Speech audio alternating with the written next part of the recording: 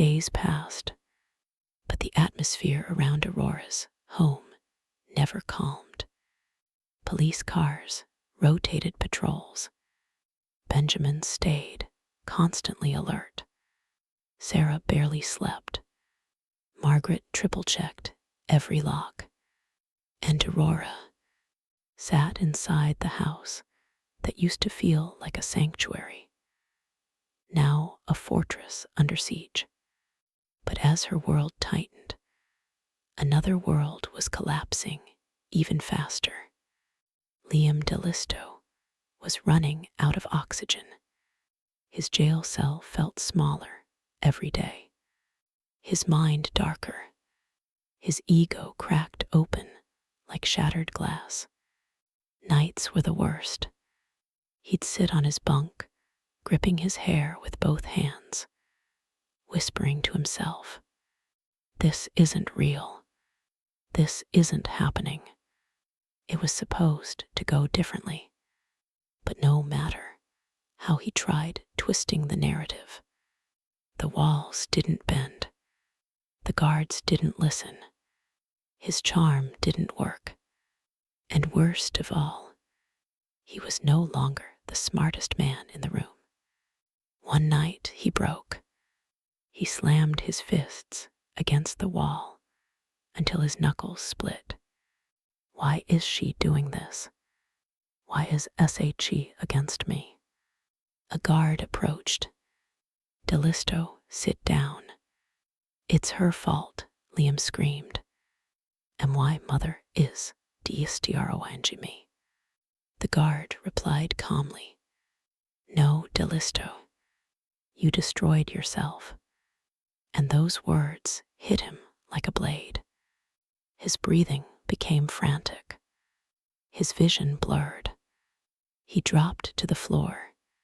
For the first time, Liam felt something unfamiliar. Not anger, not arrogance, but terror. The same terror his victims had felt under his manipulation. It invaded him now, suffocating, and he had no one left to dump it onto, no one left to blame. But he tried anyway. "It's her, Aurora. She's responsible." But even he didn't believe it anymore. Marcus Hale sat in his high-rise office, watching the city lights flicker against the storm clouds. A phone on his desk buzzed. He answered. "Yes," the voice on the other end said. Liam's cracking. He's barely holding it together. Hale's cold smile appeared. "Good." He's paranoid, angry, breaking fast. "Even better," Hale replied. "What do you want us to do?" Hale's voice dropped to a whisper. "Push him. Push him how?" Hale looked out the window at the dark city skyline. "Convince him that Aurora betrayed him, and that she's the reason he's going to lose everything." "But sir..." "Do it," Hale said sharply, "and record everything." He hung up. Hale didn't need Liam stable. He didn't need him clever. He needed him desperate. Because desperate men make dangerous choices, and dangerous choices create chaos. Chaos Hale could weaponize. At the police station, Detective Rivera interrogated the arrested man again. The one connected to Hale. This time, the man was sweating. His loyalty was breaking. Rivera leaned forward. "You said Hale has partners. Who are they?" The man swallowed. "If I talk, I'm dead." Rivera tapped the folder on the table. "If you stay silent, you're looking at 20 years. The man wiped his forehead. "Fine, fine. I'll tell you something." Rivera leaned in. "What?" The man whispered. It didn't start with Aurora. Rivera frowned. What do you mean? It started 10 years ago. With Liam. With a fake investment scheme. Rivera stiffened. Explain. Hale used Liam as a recruiter. Liam brought in people he knew, coworkers, acquaintances, old friends. Told them there was a guaranteed return fund. Rivera blinked. A Ponzi operation. The man nodded. Liam was the face. Hale supplied the shell companies. They stole from dozens of people. And when one victim fought back, he hesitated. Rivera's voice hardened. What happened? The man whispered. Hale made him disappear. Rivera's eyes widened. Disappear how? But the man didn't answer. He just stared at the table in silence. Rivera stood up and whispered to himself, Oh my God, this is bigger than I thought. At Aurora's house, Benjamin arrived with an expression she'd never seen before. Not just concern, fear. Aurora, we need to talk. She felt her stomach twist. What happened? Benjamin sat across from her. I just spoke with Rivera. The conspiracy goes back 10 years. Aurora shook her head. No, Liam was in college then. He was just a boy. Benjamin cut her off gently. Aurora, he wasn't a boy. He was committing felony-level fraud with Marcus Hale. Aurora's heart shattered. No, Benjamin, please. Tell me something else. Tell me anything else. Benjamin looked down. I'm sorry. Aurora's hands trembled. My son, he wasn't innocent at all. Benjamin reached for her hand. Aurora, this isn't your fault. She pulled her hand away. But it feels like it is. Benjamin cleared his throat. Aurora, the DA wants you to decide something. She frowned. Decide what? He hesitated.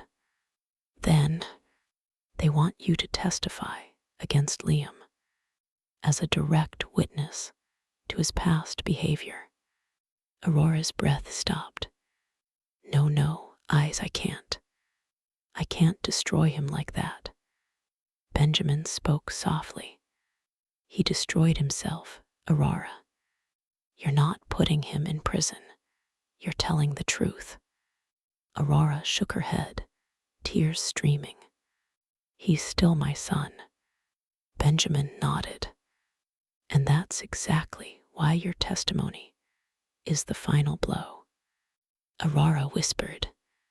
So I have to choose between justice and my child. Benjamin answered.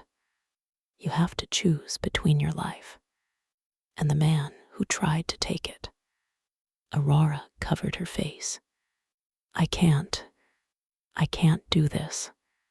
But deep down, she knew she had no choice.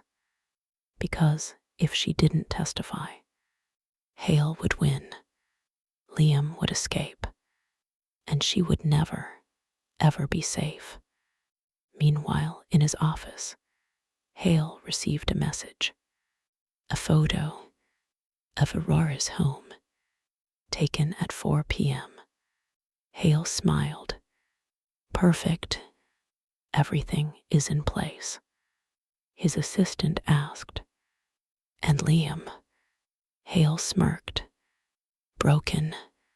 Exactly where we need him. The assistant hesitated.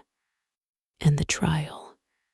Hale poured himself another drink.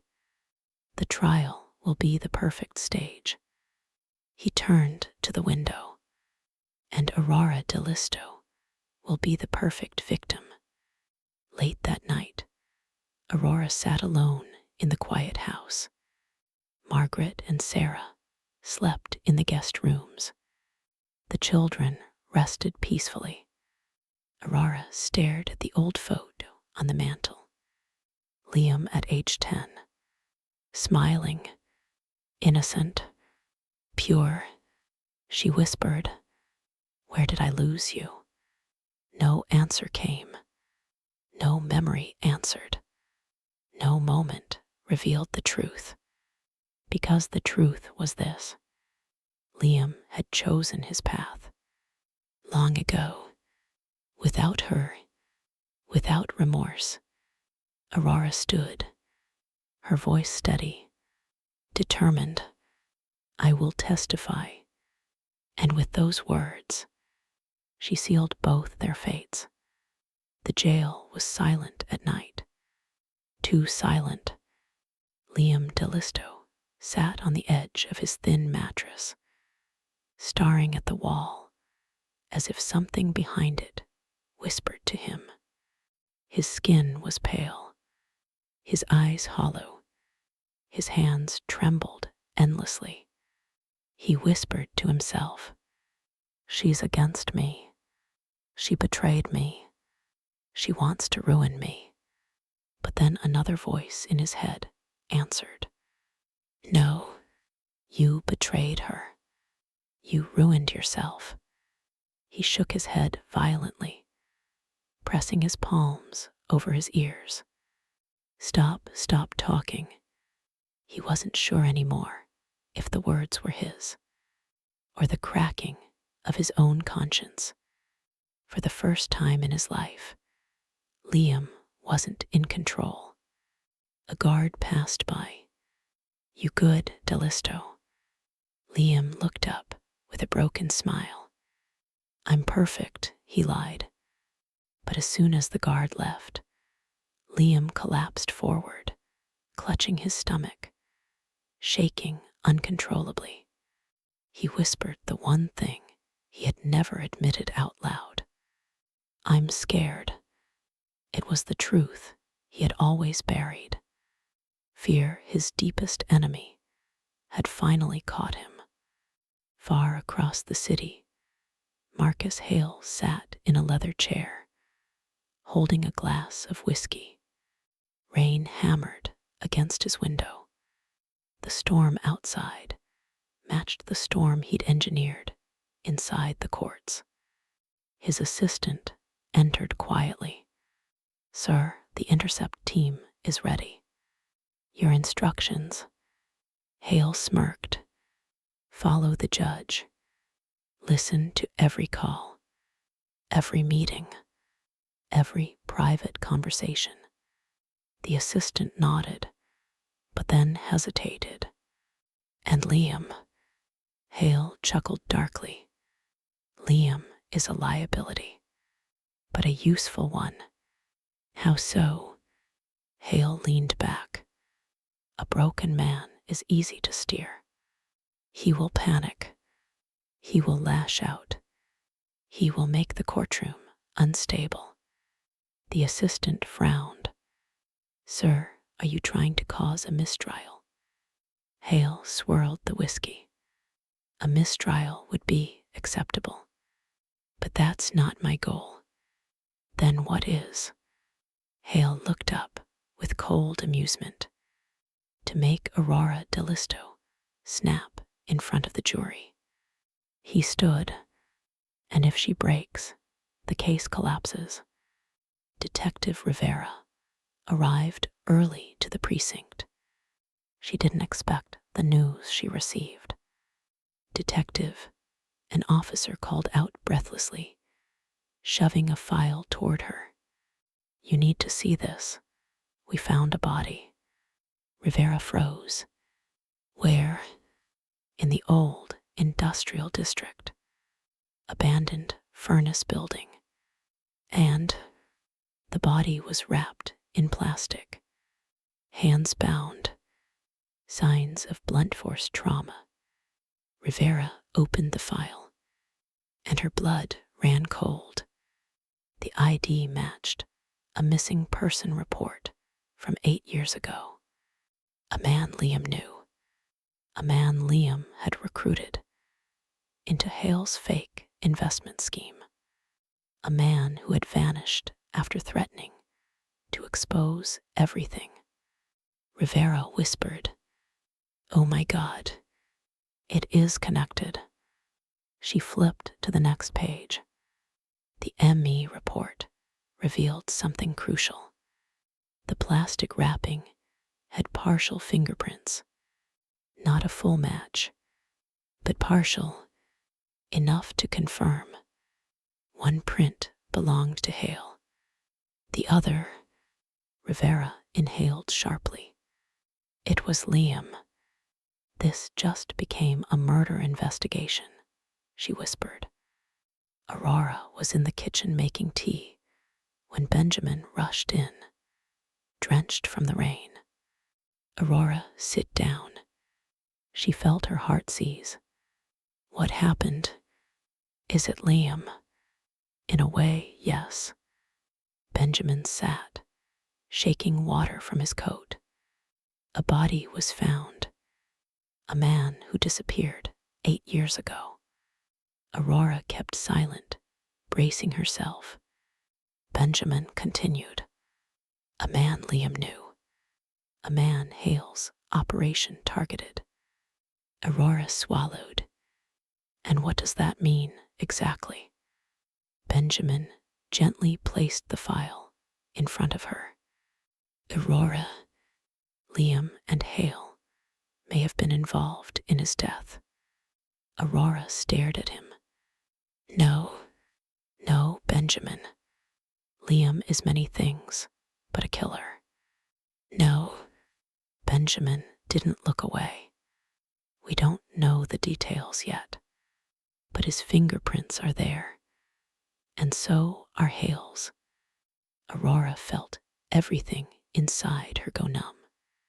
Her knees weakened. She lowered herself into a chair. "My son was part of someone's death." Benjamin chose his words carefully.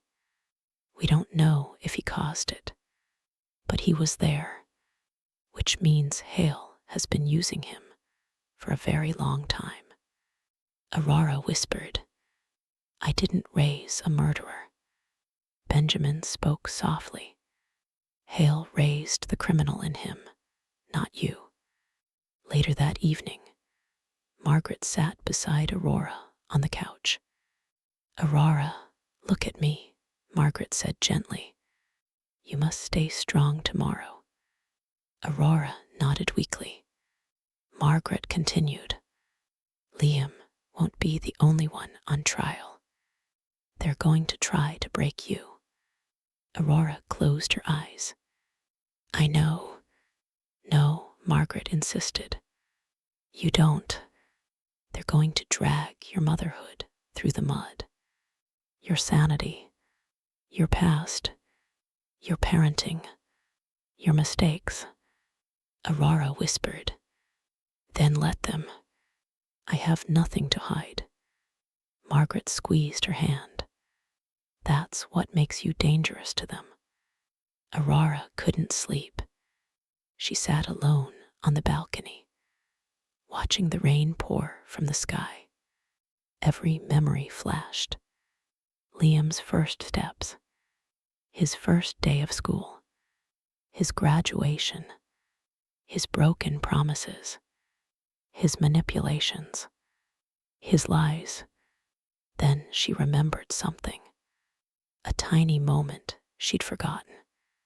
Years ago, when he was 16, she found a wallet in his room, a wallet that didn't belong to him. She remembered confronting him. He cried. He apologized. He said it belonged to a friend. She believed him. But now she wondered if that was the first sign, the first clue, the first fracture inside him. Tears welled in her eyes. "What could I have done differently?" she whispered. The darkness answered nothing, because the truth was cruel. Sometimes children choose their own darkness, no matter how much light you give them.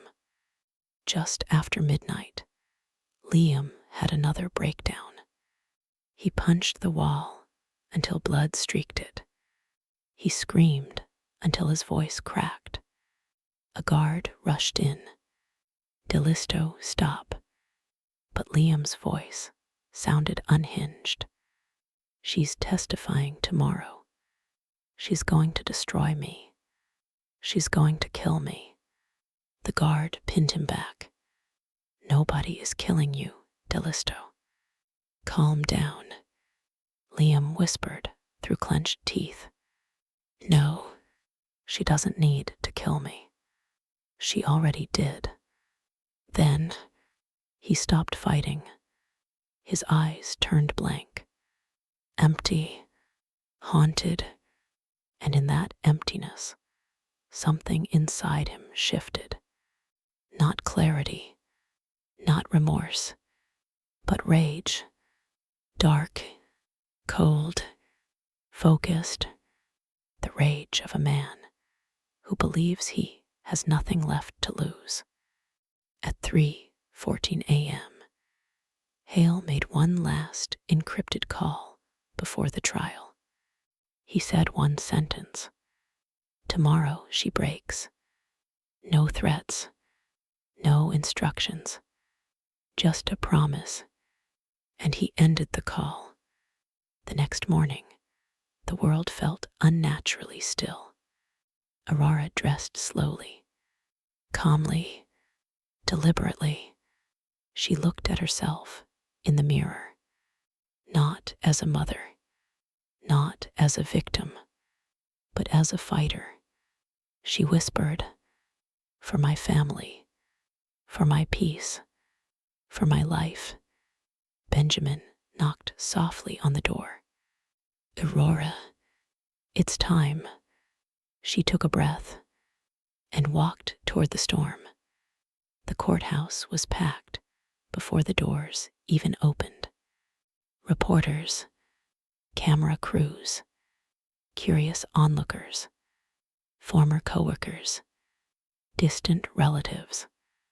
Everyone wanted to witness the downfall of Liam Dellisto, and everyone wanted to see the woman who dared bring her own son to justice. The bailiff opened the double doors at 8:01 a.m. Silence hit the room like a shockwave. People moved inside, whispering, "That's the mother. Is she really testifying against him? They say he threatened her life. And the fraud, it's insane." Aurora walked in with Benjamin at her side.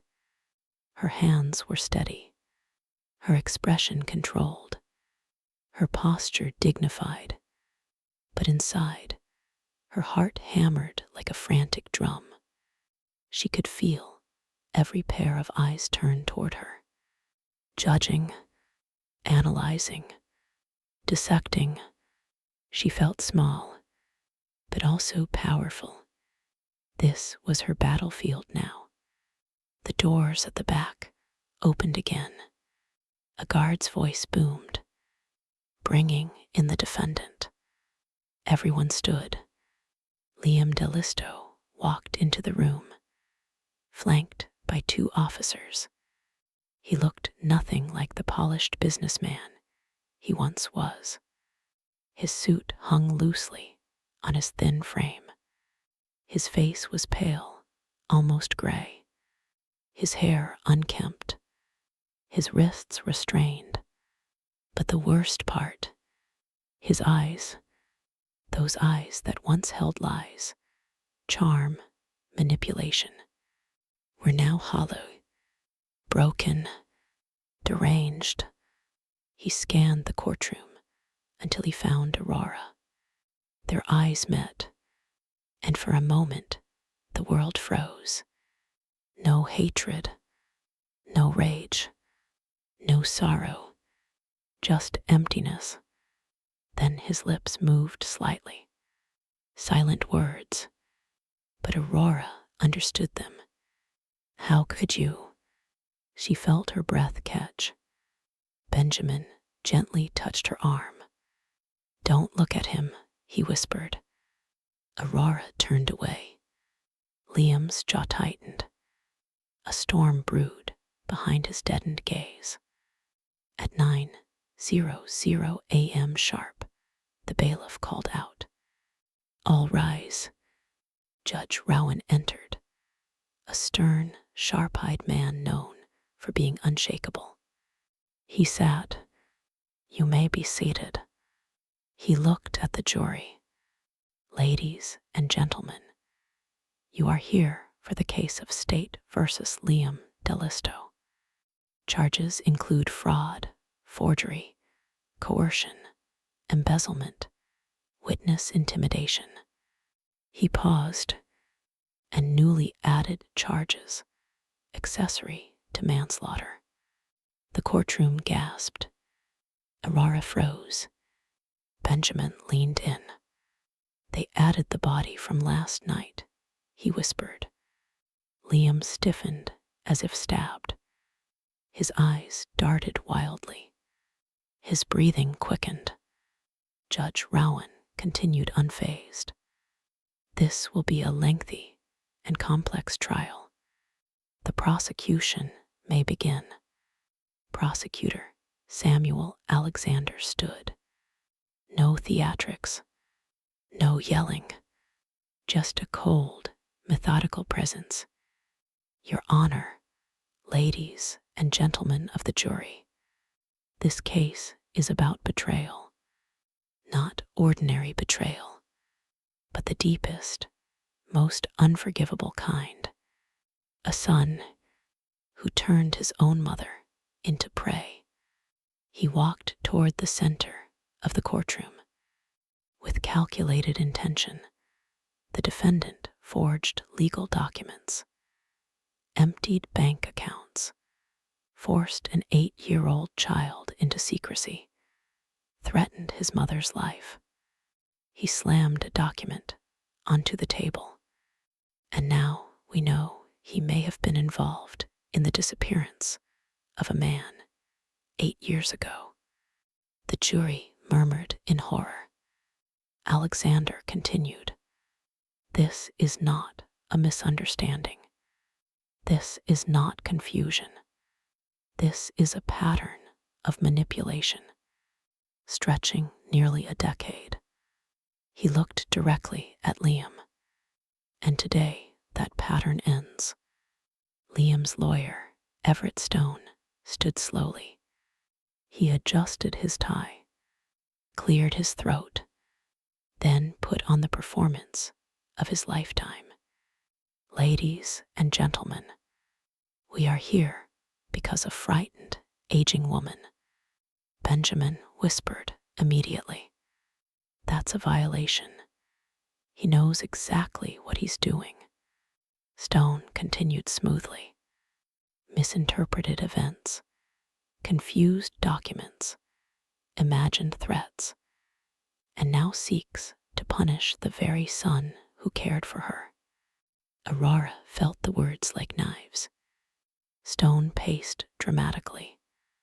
Liam Dellisto is a devoted son, a dedicated father, a man who has been forced into the role of villain because his mother's memory is not what it once was. Aurora clenched her hands. Stone wasn't finished. We will show you that Aurora Dellisto. Benjamin whispered. He's going to attack your sanity. Stay calm. Stone pointed at her. Is unreliable, unstable, and has been influenced by outside parties with their own agendas. He stepped back, and in the end, the truth will reveal that she accused an innocent man. In the back corner of the courtroom, a man sat quietly. Black suit, no expression. Nobody knew his name. Nobody recognized him, but he worked for Hale, and he had one task: disrupt the prosecution. He tapped a concealed device in his pocket. Across the courtroom, Benjamin's tablet flickered. His notes glitched. Hidden files scrambled. Benjamin frowned. That strain. The device was interfering with defense witness data, corrupting schedules, misaligning timestamps. Nothing looked intentional. Everything looked like a technical error, just as Hale planned. Judge Rowan looked over. The prosecution calls Aurora Dellisto. Gasps filled the room. Benjamin whispered, "Breathe. Answer slowly. Don't let Stone bait you." Aurora walked toward the stand. Every step felt like a mile. She swore in, sat down. The courtroom seemed to hold its breath. Alexander approached gently. "Mrs. Dellisto, can you please state your name for the record?" "Aurora Maria Dellisto, and your relation to the defendant." She swallowed. "He is my son." A ripple of tension spread through the room. Alexander nodded kindly. "Aurora, I know this is difficult, but can you tell the jury when you first began suspecting something was wrong?" Aurora inhaled. "I started noticing changes in Liam 3 months before everything happened." "And what happened?" Aurora looked at the jury, her voice steady. "He bribed my grandson to stay silent." Several jurors flinched. Liam's face twitched violently. Aurora continued. "He stole money from my home. He forged my signature. He tricked me into signing documents. He threatened to put me in a psychiatric institution." Her voice trembled slightly. "And he told me my life didn't belong to me anymore." From the defense table, Stone objected sharply. "Objection, exaggeration." The judge slammed his gavel. "Overruled. Let her speak." Aurora exhaled shakily. Liam stared at her, eyes burning. Stone approached. His tone turned poisonous. "Mrs. Dellisto, do you suffer from memory problems?"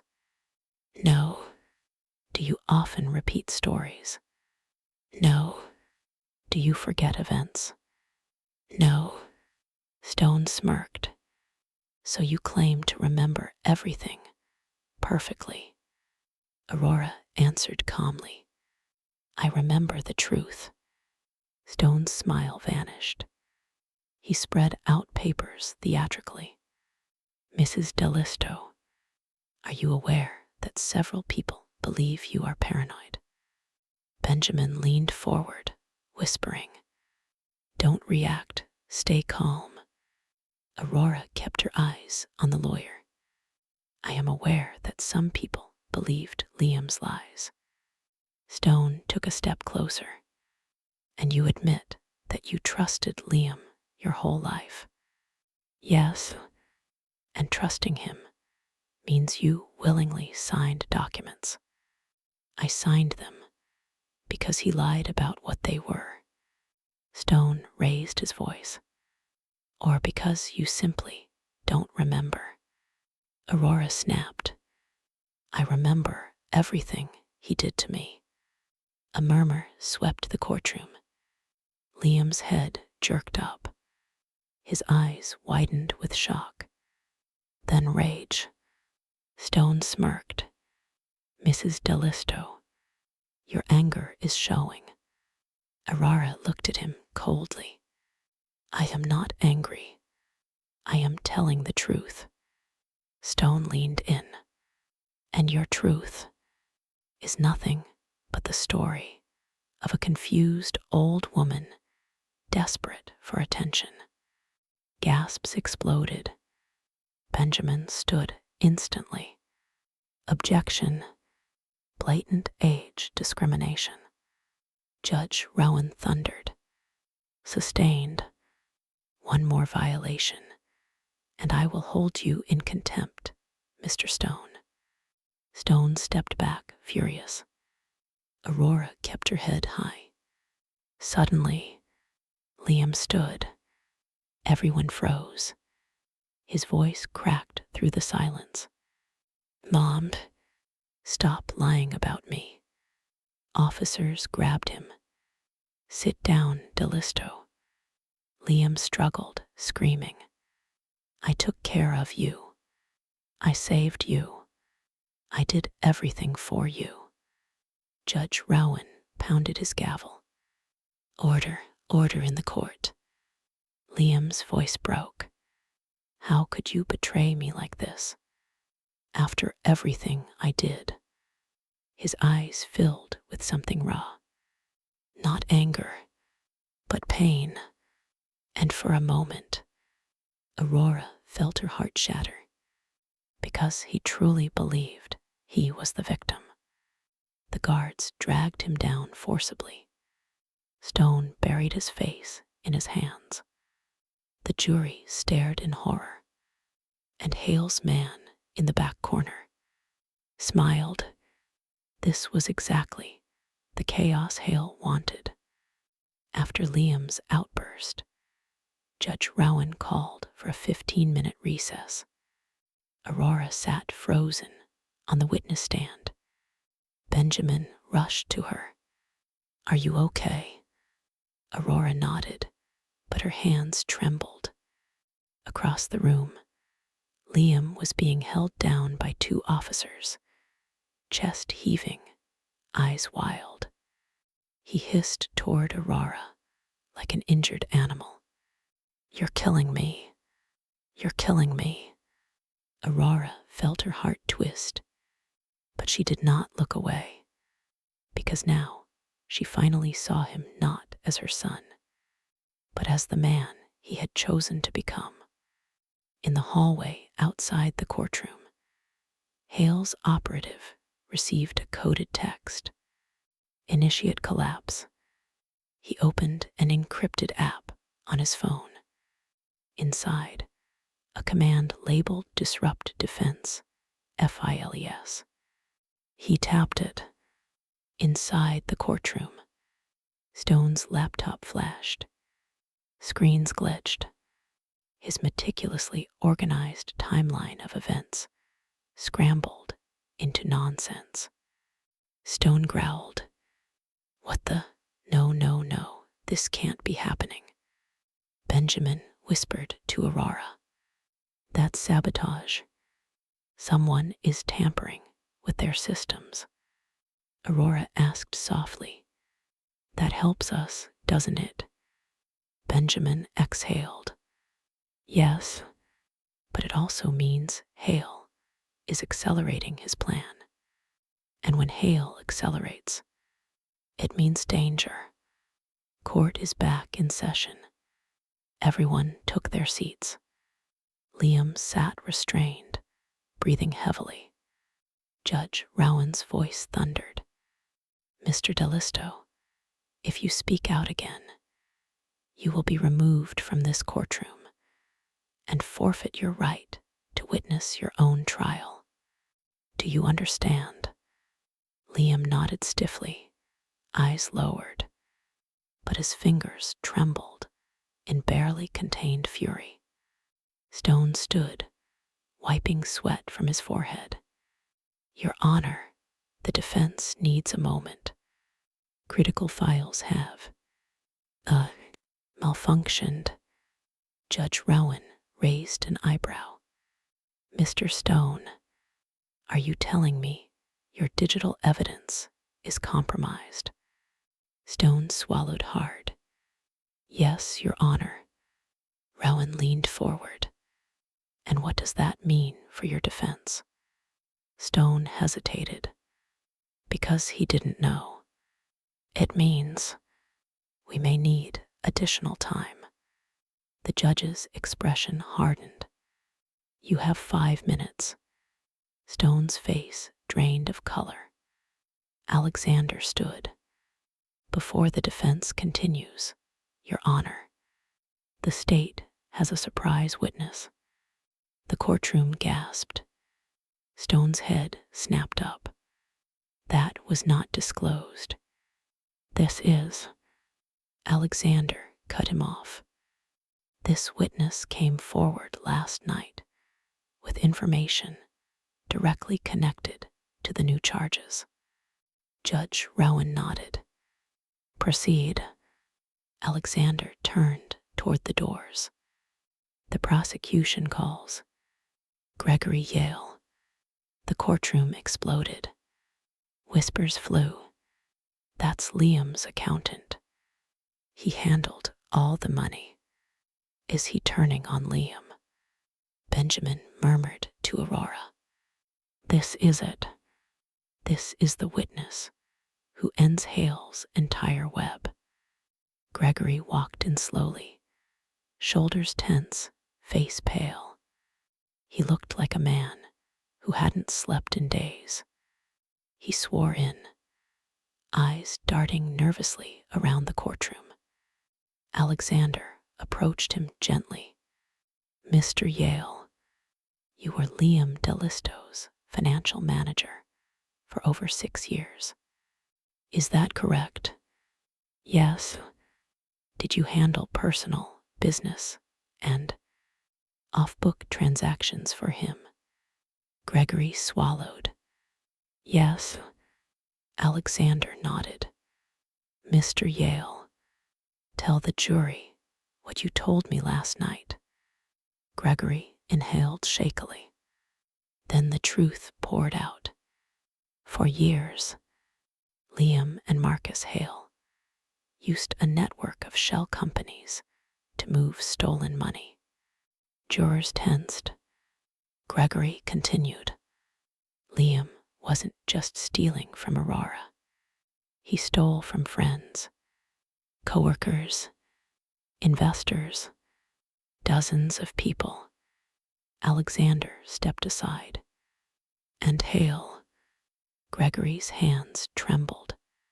Hale was the architect. Liam was the recruiter. I was the processor. Processor? Alexander asked. Gregory nodded in shame. I created false invoices, fake reports. I moved money through 5 countries to erase the trail. The jury stared in horror. Aurora felt nausea rise inside her. Alexander asked, and the man found last night, the one who disappeared 8 years ago. Gregory tightened his jaw. He confronted Liam, said he was going to the police. The courtroom held its breath. Alexander spoke softly. What happened to him, Mr. Yale? Gregory whispered. Hale ordered us to meet him at the warehouse. That night, Gregory continued. The man tried to run. His voice cracked.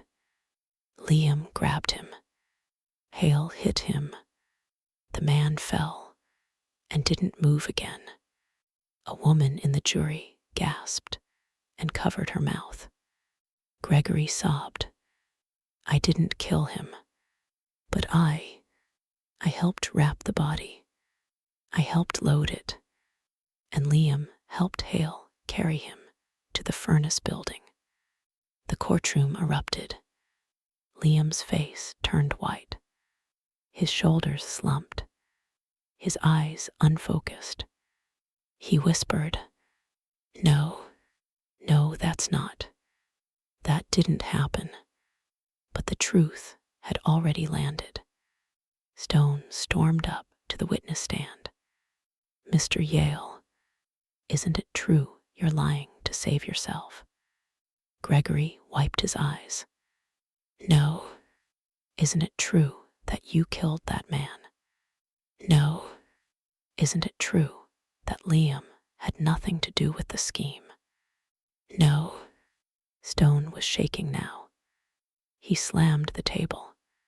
You're trying to frame my client. Gregory met his gaze. I'm telling the truth because Liam Dellisto destroyed lives, and I won't let him destroy any more. Stone turned to Liam. Mr. Dellisto, do you authorize me to? But Liam didn't hear him. He was staring at Gregory. His breathing grew sharp, then harsher, then violent. A guard stepped forward. Dellisto, calm down. Liam exploded upward. You liar, he screamed. You did this. You're trying to kill Emmy. Guards grabbed him. He thrashed wildly. I did everything for you. Liam roared at Gregory. You are nothing without me. Nothing. Judge Rowan shouted. Restrain the defendant. But Liam wasn't listening. His eyes snapped toward Aurora. Broken, bleeding, terrified, and full of hatred.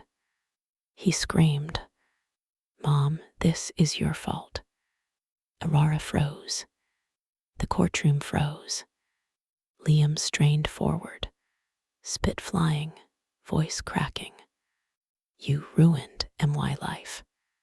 Officers forced him to his knees. The room erupted in chaos. And then Aurora stood. She didn't shout. She didn't cry. She didn't shake. She just looked at her son. Broken, lost, consumed by the darkness he chose. She whispered, but her words cut through the chaos like a blade. No, Liam, you ruined your own life. Silence, absolute silence. Even the air seemed to stop. Liam froze, as if the words struck him physically.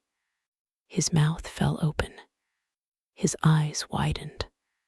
For the first time, he looked not angry, not manipulative, not confident, but destroyed. The officers dragged him away. He didn't resist. He didn't scream. He just whispered, Mom, and disappeared through the side door. The courtroom exhaled collectively. Benjamin touched Aurora's arm gently. You ended him, he said softly, but not out of cruelty, out of truth. Aurora nodded, and tears finally fell. The courtroom was silent after Liam's collapse and Aurora's devastating line. It felt like the air itself refused to move. Judge Rowan cleared his throat. We will reconvene after a brief recess. Court is adjourned for 1 hour. The gavel struck. Everyone exhaled at once. Aurora rose from the witness stand, her legs trembling beneath her. Benjamin guided her gently toward the hallway. You did perfectly, he whispered. Aurora nodded, but her heart felt unbearably heavy. Her son's broken whisper echoed in her head. Mom. She closed her eyes. For a moment, she wished she could wake up from this nightmare. But she couldn't, because the nightmare was real. Downstairs, guards shoved Liam into a holding cell.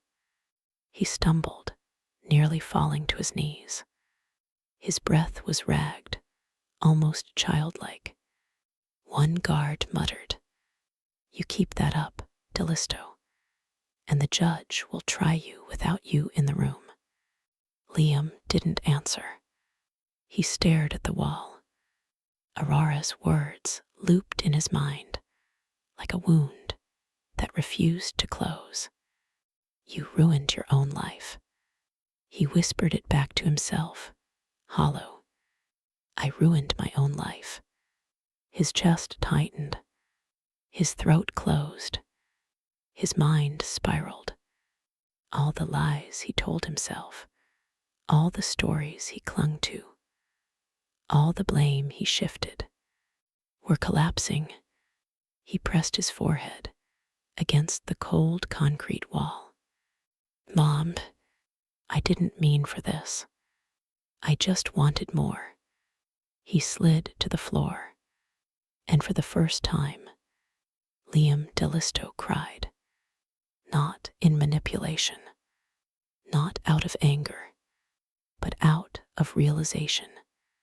And there is nothing more dangerous than a man finally seeing the truth and not being able to handle it.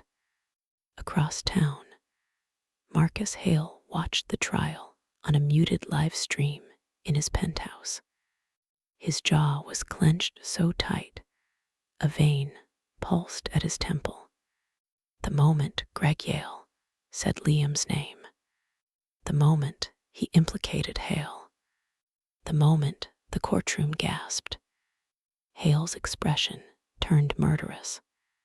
He slammed his fist onto the table. The glass of whiskey shattered. His assistant rushed in. Sir, Hale roared. He beatiare me. He hurled the broken glass aside. He was supposed to take all the blame. He was supposed to collapse before he talked.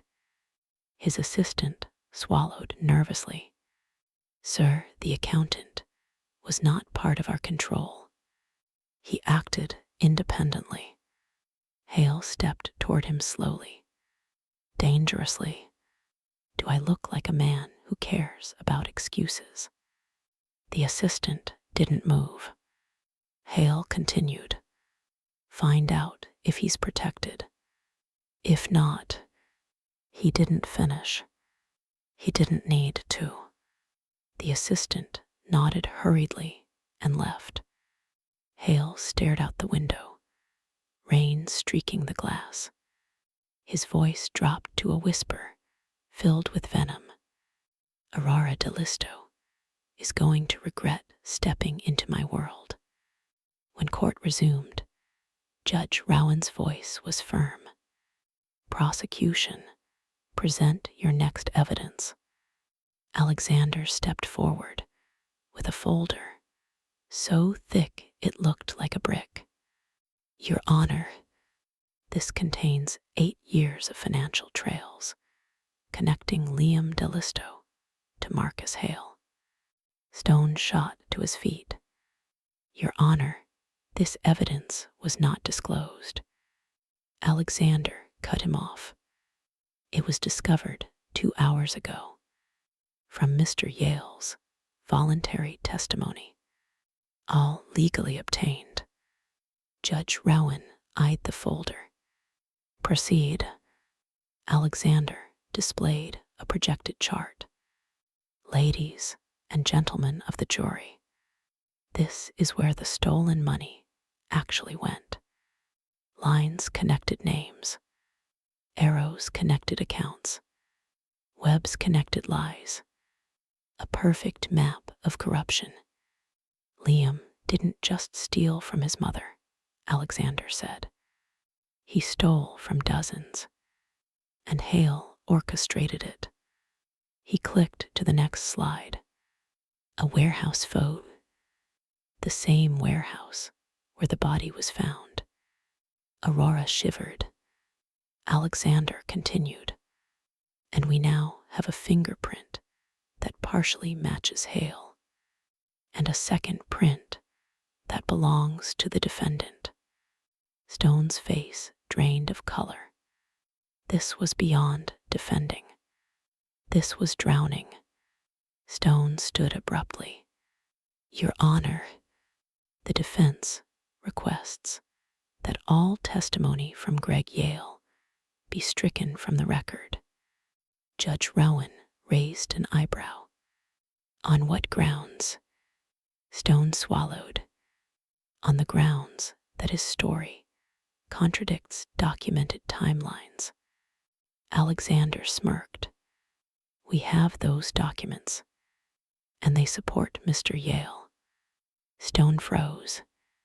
Alexander continued coldly. Or did your files disappear? Stone glared. Your Honor. Rowan cut him off. Motion denied. Stone sagged. Hale's sabotage had backfired. Alexander turned toward the doors. The state calls a new witness, one critical to understanding Hale's connection to the defendant. The courtroom stiffened. Aurora leaned forward. Benjamin whispered, "This is the one Rivera mentioned, the one Hale hoped would never appear." Alexander spoke. The prosecution calls Detective Javier Mendez. The room erupted. Whispers burst everywhere. Mendez, he vanished years ago. He investigated Hale. He was believed dead. Aurora felt her pulse race. Benjamin's eyes widened. It's him. It's really him. Detective Javier Mendez walked into the courtroom. Alive, breathing, but scarred. He had a limp, a scar down his jaw, and eyes that had seen far too much darkness. He took the stand. Alexander approached him. Detective Mendez, you led the original investigation into Marcus Hale 8 years ago, correct? Yes. Can you explain what happened to you? Mendez exhaled slowly, then dropped the bomb. Hale tried to kill me. The courtroom exploded. Stone shouted, "Objection! Sit down, Mr. Stone," Rowan barked. Mendez continued, "I had evidence, financial records, witness statements, everything that tied Hale to a major fraud ring." He looked toward Aurora, and I had a lead, a young recruit named Aurora Dellisto. Bright, charismatic, perfect for Hale's operation. Aurora's breath caught. Mendez continued, "I confronted Hale. I told him I had enough to bring charges." His voice darkened. "The next night, someone ran me off the road." Gasped. "I woke up in a hospital under a false name. My home was ransacked. My files gone. Every trace of my investigation erased."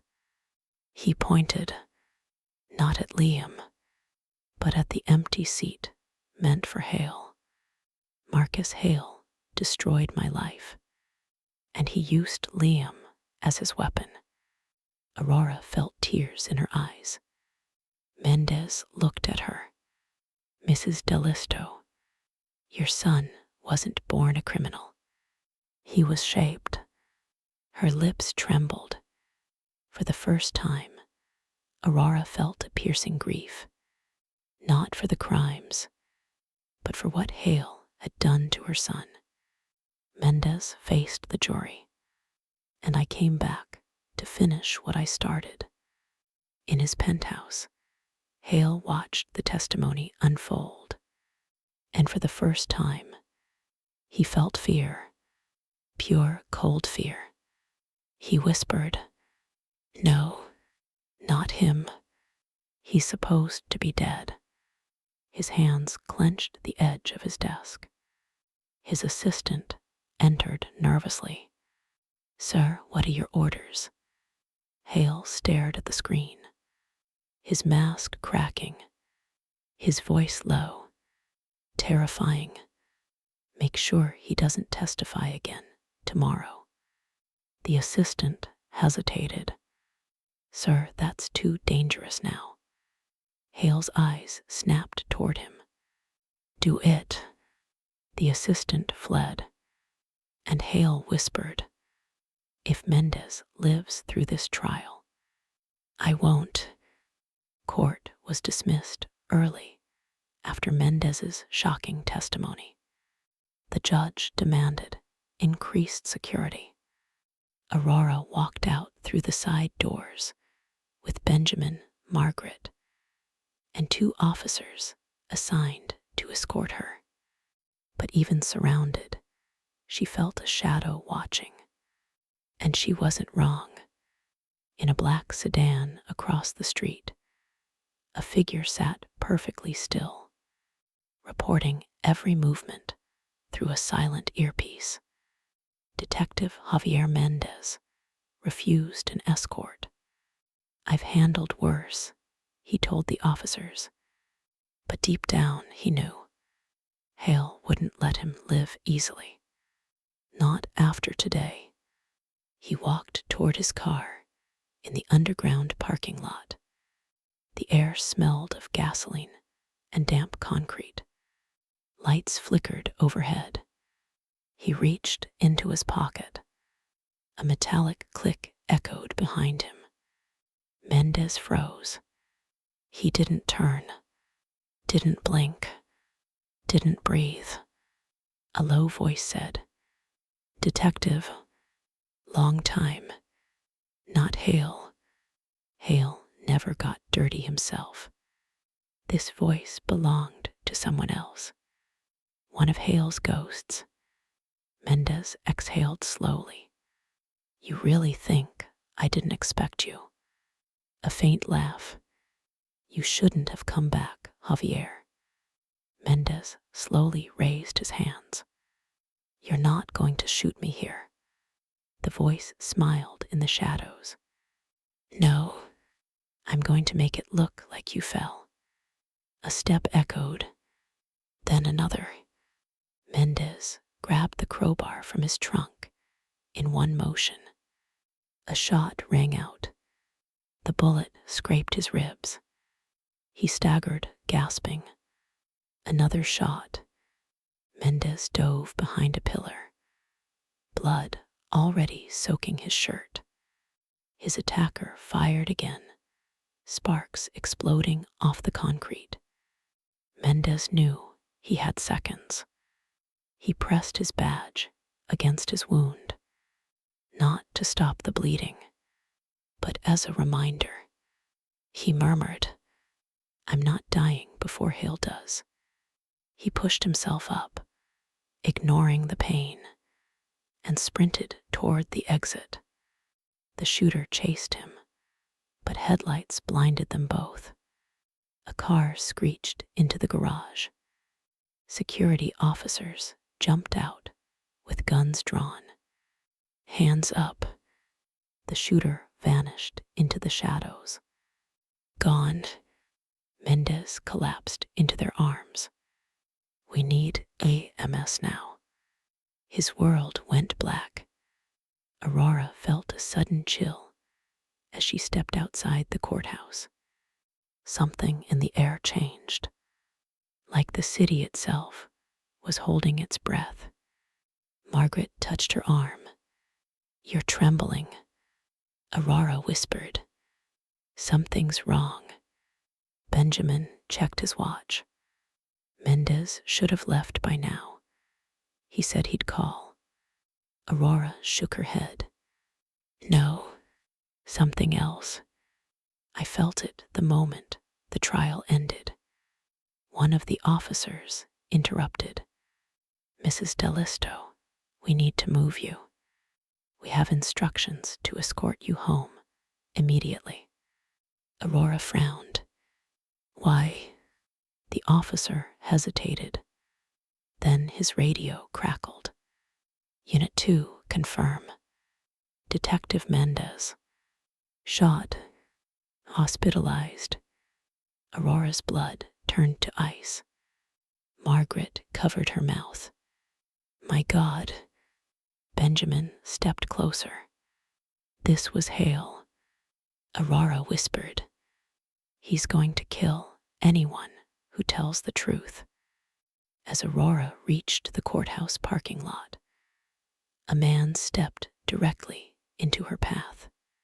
Not a thug, not a criminal, well-dressed, clean-shaven, professional, like a lawyer or a banker, or a man who belonged in bright rooms, not shadows.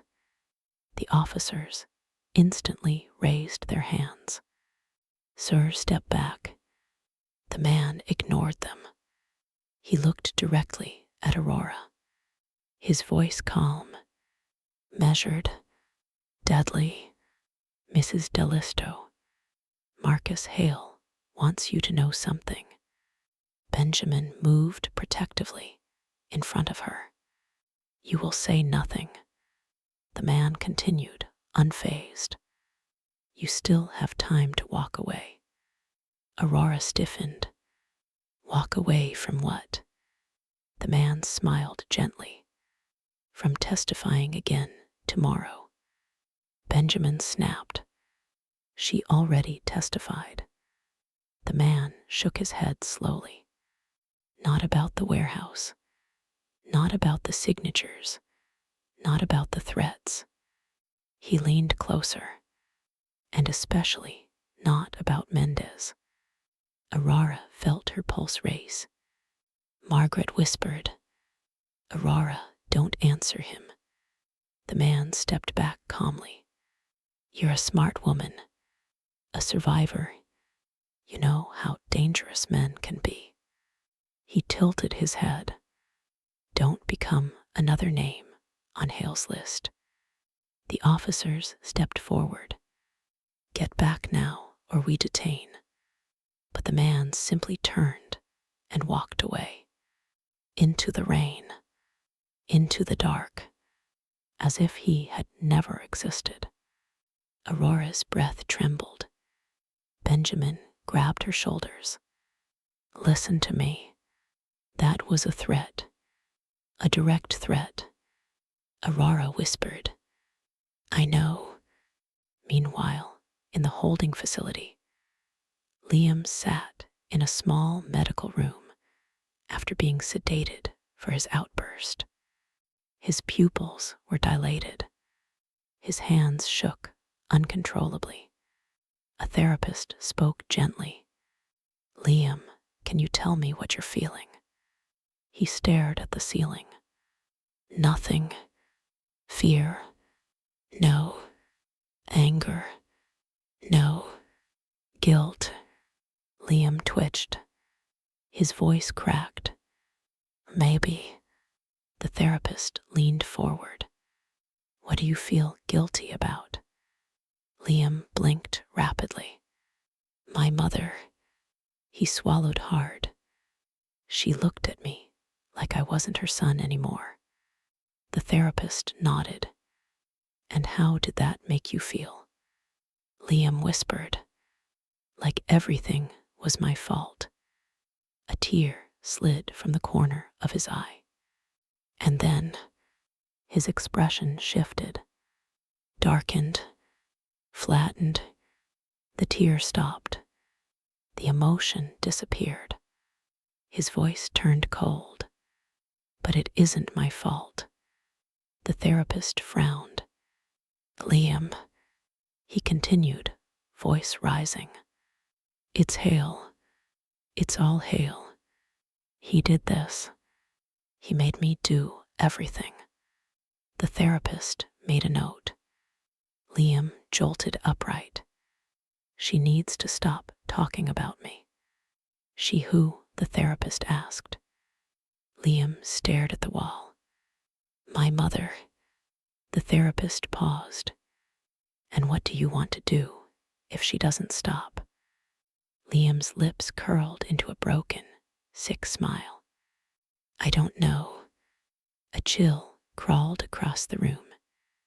Late that night, Judge Rowan returned to his chambers. His clerk approached nervously. Your Honor, you should see this. She handed him an envelope, unmarked, no return address. He opened it.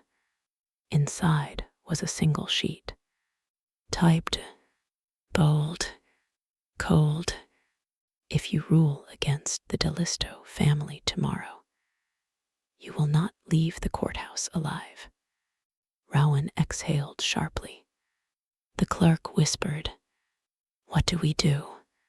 He set the note down, stared at it for a long moment, then said quietly, "We continue the trial. But, no," his voice steel, "I will not be threatened, and I will not bow to criminals." He locked the note in a safe, but fear whispered at the back of his mind. Tomorrow could be the day he dies. At home, Aurora couldn't sleep. She sat on the edge of her bed, staring at the rain sliding down the window.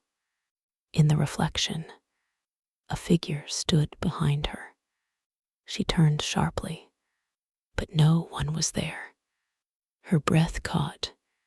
Her nerves were unraveling. Margaret knocked quietly and peeked in. "Aurora, you need to rest." Aurora shook her head. "I can't." Margaret sat beside her. "Aurora, what happened today? No one could endure that without breaking." Aurora whispered, "I'm not afraid for myself." "Then for whom?" Aurora's voice broke. "For everyone around me." And she wasn't wrong, because Hale had set the board. Pieces were moving. Blood had already spilled. Tomorrow, someone would not leave the courthouse alive. At 3:47 a.m., a black SUV parked across Aurora's home. A man inside lifted binoculars. He watched the lights, the windows, the shadows. He took out his phone and sent a message. "She's not guarded enough. We can move in tomorrow." A reply appeared seconds later. "Don't touch her. Not yet." "Then who?" Another pause. "Then the judge." The man lowered the phone, smiled faintly, closed his eyes, and waited for dawn.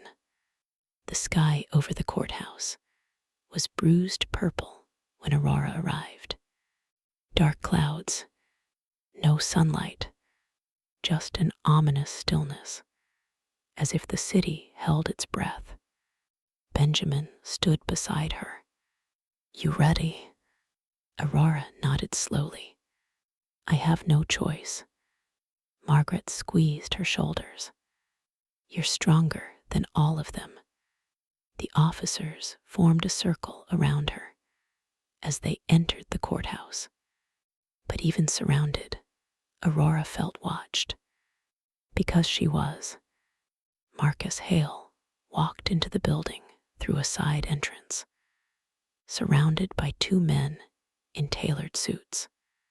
He walked like he owned the place. And why wouldn't he? For years, he owned people. Judges, politicians, police, Liam. But today, something in his confidence cracked, because the man he thought dead, Detective Javier Mendez, was alive and testifying again. Hale murmured to his assistant, "Make sure he doesn't reach the stand." The assistant nodded and slipped into the crowd. Before the trial even began, Judge Rowan entered his chambers. He sat at his desk, rubbing his temples, preparing for the heaviest day of his career. A knock. "Come in." A clerk entered, but something about her looked wrong. Too stiff, too alert, too quiet. Your Honor, the evidence documents for today. She approached. Then something glinted in her hand. Rowan's eyes widened. Not papers. A knife. She lunged. Rowan shoved his chair backward, crashing to the floor. The blade slashed the air where his neck had been. He grabbed a lamp and smashed it into her head. She staggered, but didn't fall. She wasn't a clerk. She was Hale's agent. She swung again. Rowan rolled, reaching for the panic button. She kicked his hand aside. The blade plunged. A gunshot shattered the air. The woman collapsed. Behind her stood a real court officer, gun raised, chest heaving. Your Honor, are you hurt? Rowan stared at the unconscious assassin. Get her out of here, and double the security. This wasn't a threat. This was war. Minutes later, police swarmed the building. Every entrance locked. SWAT stationed on the roof. Metal detectors everywhere. Reporters outside screamed questions. Is Hale involved? Was the judge targeted? Is the trial collapsing? Hale stood calmly in the hallway, watching the chaos. His lips curled into a cold smile. Liam was escorted into the courtroom in full restraints, but he looked different today. Emptier, colder, almost resigned. He didn't look at the jury. He didn't look at Aurora. He only stared straight ahead, jaw locked. Benjamin whispered to Aurora. He reached the end of his psyche. This is the most dangerous version of him. Aurora nodded. She could feel the darkness radiating off her son. Detective Mendez limped into the courtroom with a bandage wrapped around his side. The entire room gasped. Aurora held her breath. Mendez raised a hand weakly. I'm not dead. Not today. He took the stand. Hale clenched his jaw so hard a nerve pulsed in his temple. Mendez pointed directly at him. That man, Marcus Hale, ordered the attack on me 8 years ago, and again last night. The courtroom roared. Stone stood. Your Honor, this is outrageous. The judge slammed the gavel. Mr. Stone, sit down or I will remove you. Mendez continued. Hale recruited Liam Dellisto, used him, turned him into a tool, a puppet. Aurora felt tears burning her eyes. A puppet, not a monster, not a demon, a broken man shaped by a predator. Mendez finished. Marcus Hale is the architect. Liam is the weapon. And everything started with Hale's greed. As Mendez stepped down, Hale whispered to his assistant. It's time. The assistant stood, walked calmly toward the witness table, then lunged at Mendez with a hidden blade. Aurora screamed. Before the blade struck, Benjamin tackled Hale's man to the ground. Officers swarmed them instantly. The courtroom exploded into chaos. The judge shouted, Order, order. Hale's face twisted with rage. Everything was falling apart. Once the room calmed, the judge looked at Aurora. Mrs. Dellisto, I want you to take the stand one more time. Aurora stood, walked to the stand with trembling hands. But when she sat, her face hardened. No fear, no hesitation, just truth. Alexander approached. Aurora, the court needs to hear your final statement. Aurora looked at the jury, at the judge, at Liam. She began. I raised my son alone. I loved him more than life. I gave him everything I had.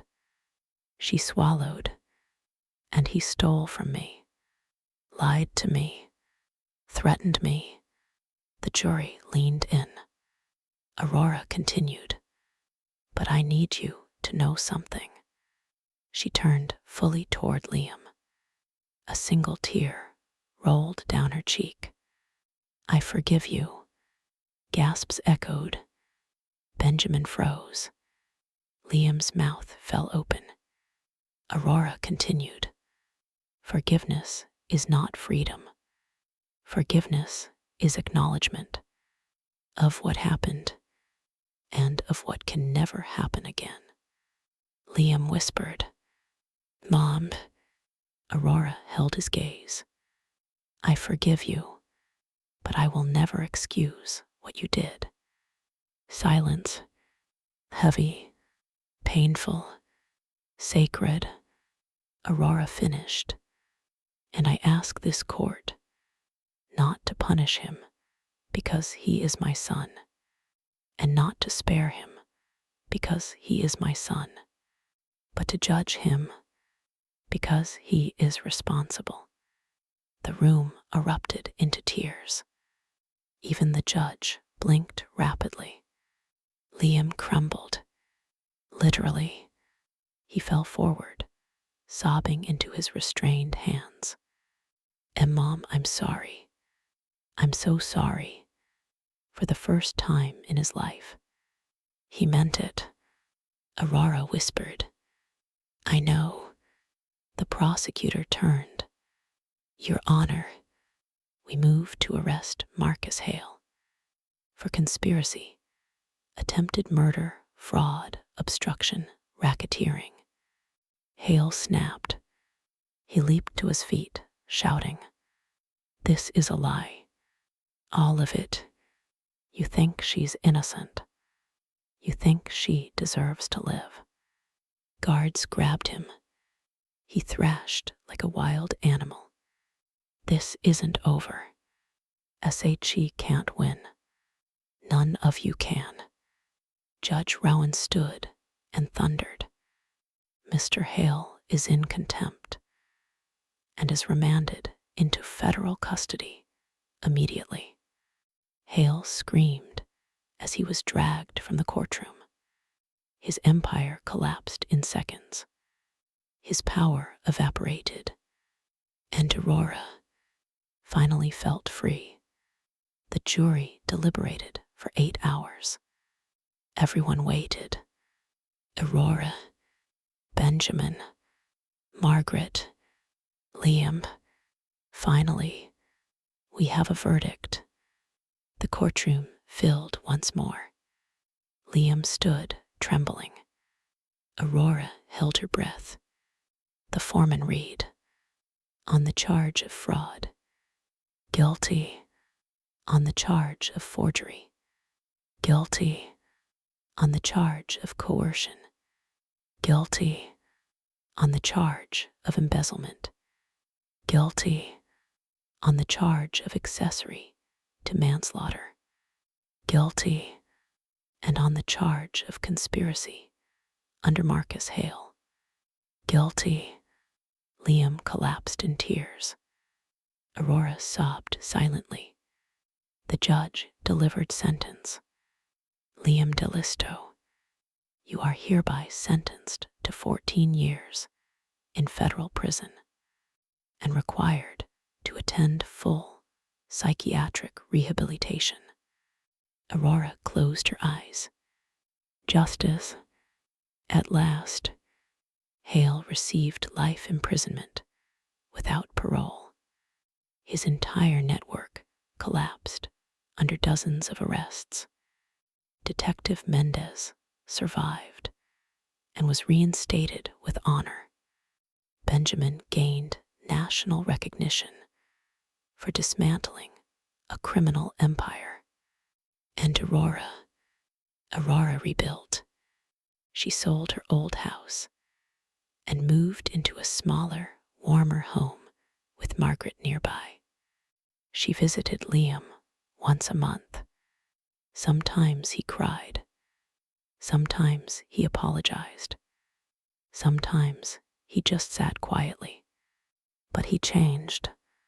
Slowly, painfully, honestly. And one day, years later, he told her, "Mom, thank you for saving me from the man I became." Aurora smiled gently. "You saved yourself."